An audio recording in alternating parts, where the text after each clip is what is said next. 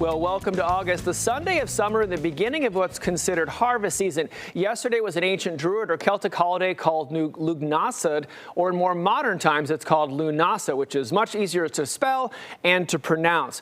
Celebrated historically on the first night and second day of August, it marks the halfway point between summer solstice in late June and the fall equinox in late September. You're probably more familiar with Lughnasadh's twin sister holiday 6 months from now on February 2nd that marks the halfway point between winter solstice and spring equinox. That holiday called Imbolc, but in modern times we call it Groundhog Day. So happy Lughnasadh, the halfway point of summer.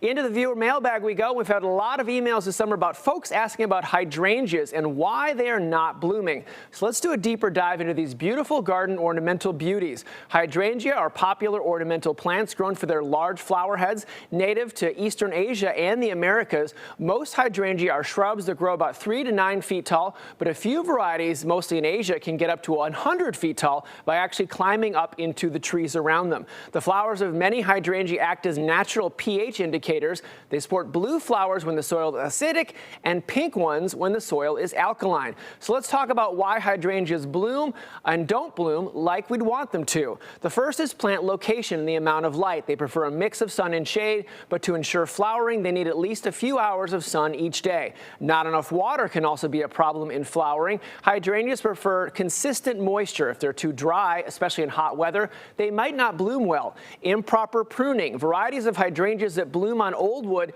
should only be pruned after the flowers fade. Pruning at the wrong time can remove the buds that would have bloomed the following season. Winter damage can also cause the same problems as improper pruning. Poor soil also can cause a lack of flowers. That can be improved with high-quality compost and other amendments. But if your amendments include fertilizer, definitely don't use too much. Too much fertilizer can be a problem, and excessive nitrogen encourages leaf growth at the expense of the blooms.